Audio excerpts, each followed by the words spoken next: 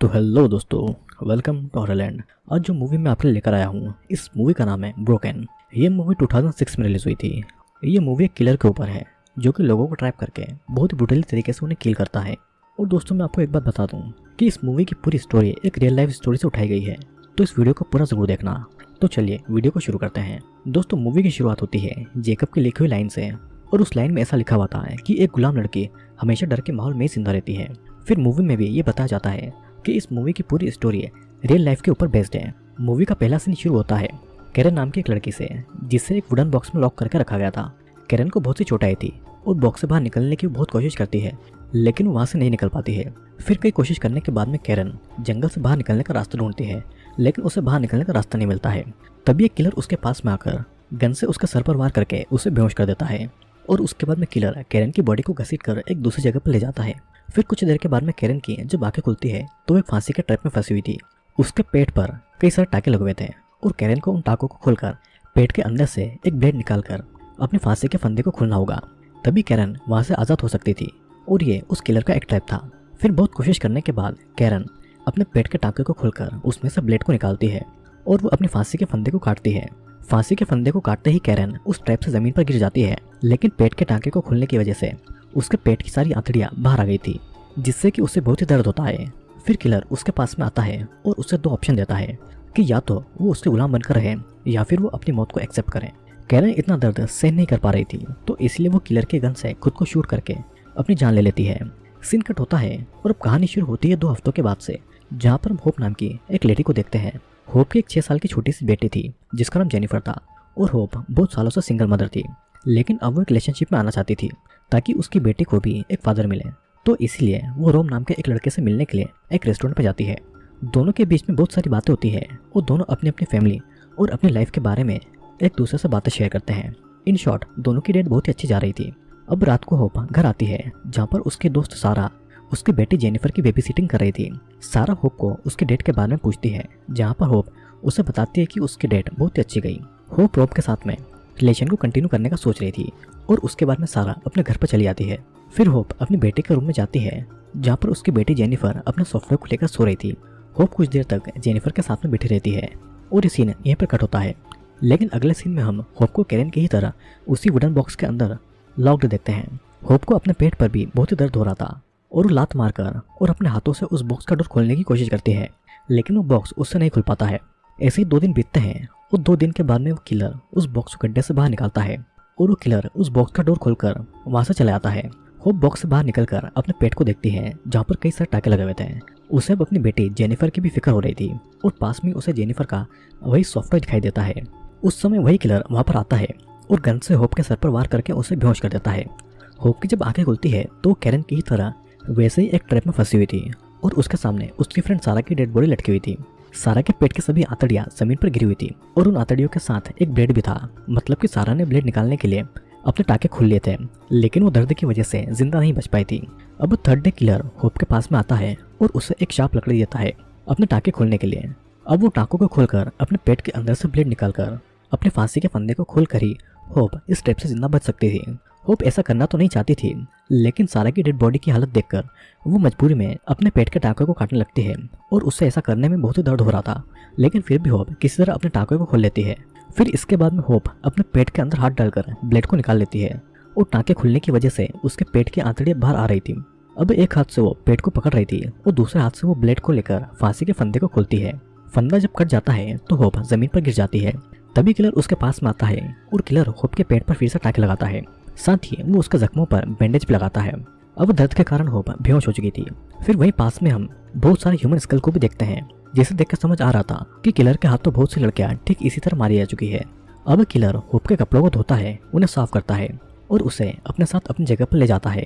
जंगल के अंदर किलर ने अपना एक छोटा सा कैंप जैसा बनाया हुआ था, जहाँ पर वो रहता था, और जो भी लड़की उसके पहले ट्रैप को पार कर लेती थी वो लड़की भी वहाँ पर उसके साथ में रहती थी। 4th डे को होप को जब होश आता है तो किलर उसके सामने बैठा हुआ था, और अब होप के जख्म भी ठीक हो चुके थे, लेकिन किलर ने होप को एक चेन से बांध कर रखा हुआ था। फिर कुछ देर के बाद में किलर होप को पानी और खाना देता है।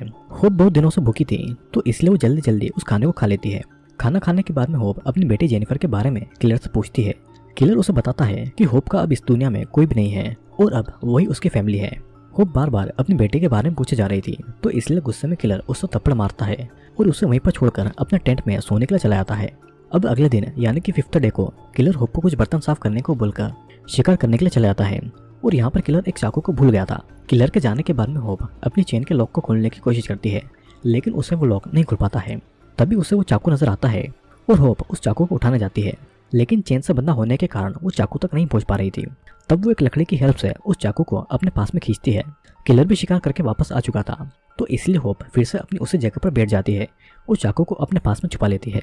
किलर वहां पर आता है और बर्तनों को साफ देखकर वो होप से बहुत ही खुश था, तो इसलिए वो होप को एक छोटा सा फ्रूट देता है। अब किलर के पीछे मुड़ते ही होप उसके ऊपर हमला करने वाली थी, लेकिन किलर से वो लड़ नहीं पाती है और किलर उसे थप्पड़ मारकर चाकू छीन लेता है। अब असल में ये सब किलर का एक ट्रैप था। वो होप की लॉयल्टी को चेक करना चाहता था, तो इसलिए किलर ने जानबूझकर चाकू को वहां पर छोड़ दिया था। किलर होप को धमकी देता है कि अगर उसने भागने की कोशिश की तो वो उसके घुटनों के नर्व्स को काट देगा और उसके बाद में होप भागना तो क्या चल भी नहीं पाएगी। अब किलर होप के पैर में से चेन निकालकर उसके गले में चेन को लॉक कर देता है और उस लॉक की चाबी अब हमेशा किलर के पास में रहने वाली थी।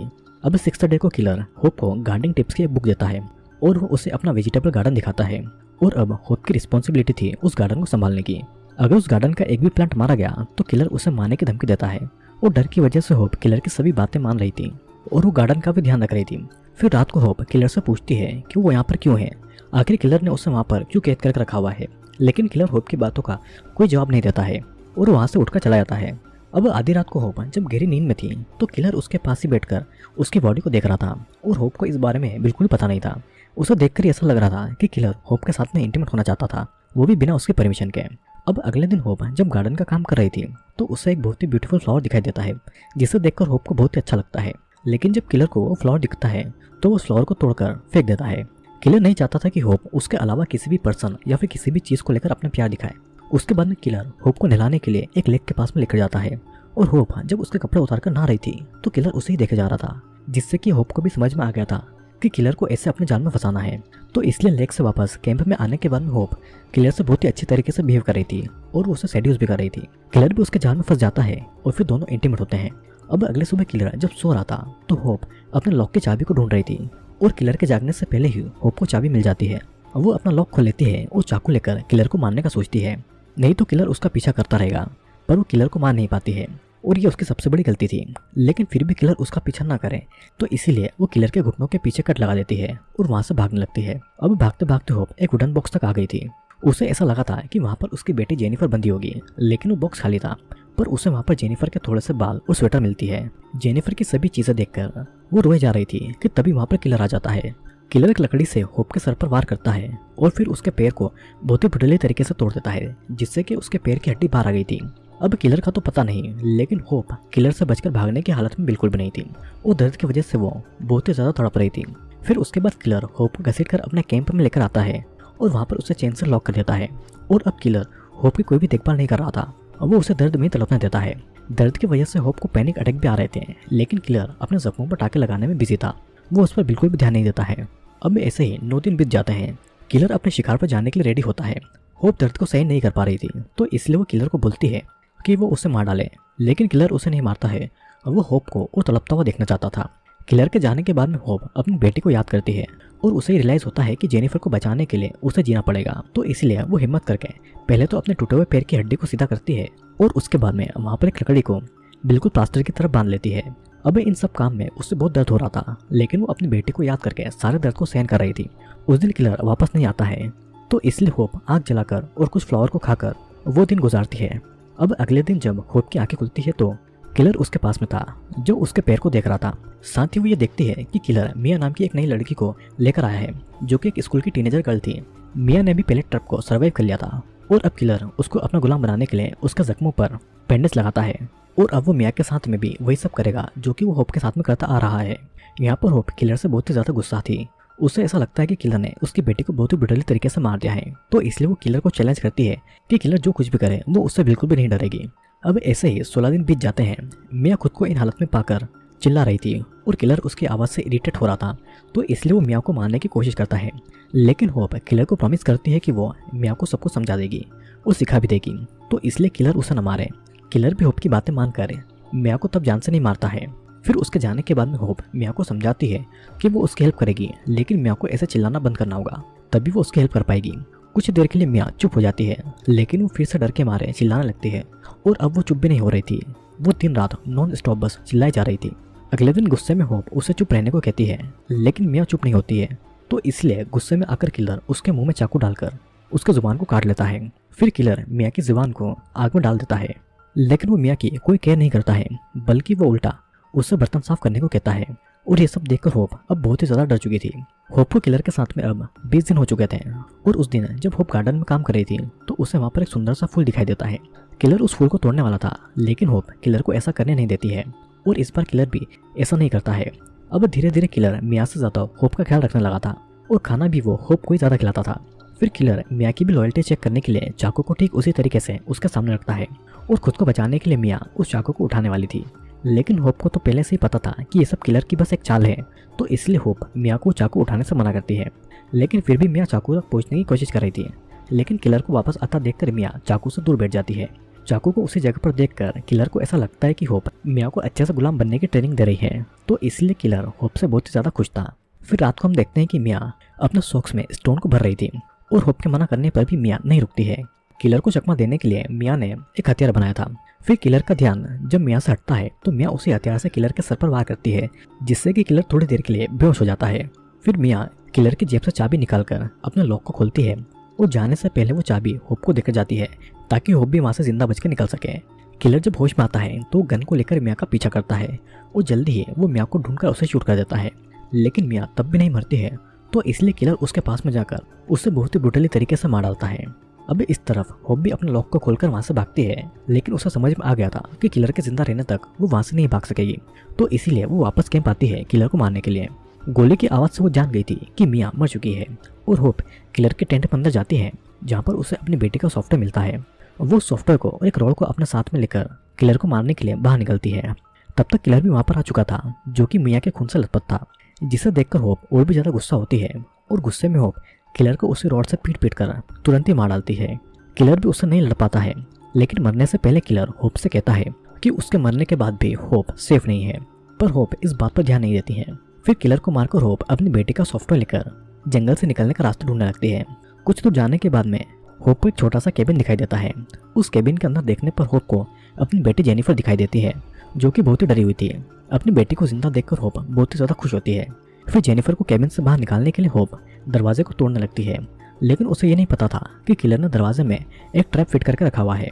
जब होप दरवाजे को खुलती है तो वो ट्रैप ऑन हो जाता है, और उसमें से 2 लोहे की कीलें होप की आंखों में शूट होती है, जिससे कि होप की दोनों आंखें फूट जाती है।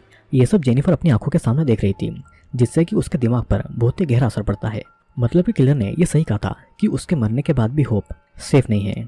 यहाँ पर अब होप की आंखें फूट चुकी थी और जेनिफर भी छोटी थी, तो इसका मतलब यह था कि अब वे दोनों कभी भी इस जंगल से नहीं निकल पाएंगे। और इसी के साथ में ये मूवी यहीं पर एंड हो जाती है। तो दोस्तों, ये मूवी एक साइको किलर के बारे में है, जो कि लड़कियों को किडनैप करके जंगल में लाकर उन्हें अपने ट्रैप में फंसाता है। जो उसके ट्रैप से बच जाती है वो उन लड़कियों को अपना गुलाम बनाकर रखता है। ठीक इसी तरह उसने कई लड़कियों को मारा, लेकिन होप को उसका गुलाम बनना मंजूर नहीं था, क्योंकि उसकी एक बेटी थी। उसने अपनी बेटी के लिए उस किलर से लड़ाई की और उस किलर को मारकर उसने अपनी बेटी को बचाया। लेकिन होप ने गलती कर दी, उसने किलर की बातों पर ध्यान नहीं दिया और उसने अपनी दोनों आंखें खो दी, और इस तरह अब दोनों कभी भी इस जंगल से बचकर नहीं निकल पाएंगे। तो दोस्तों, मैं उम्मीद करता हूँ कि आपको वीडियो पसंद आएगा। आपको वीडियो पसंद आया तो वीडियो को लाइक, कमेंट और शेयर जरूर करना। मैं आपसे मिलूंगा अगली वीडियो में।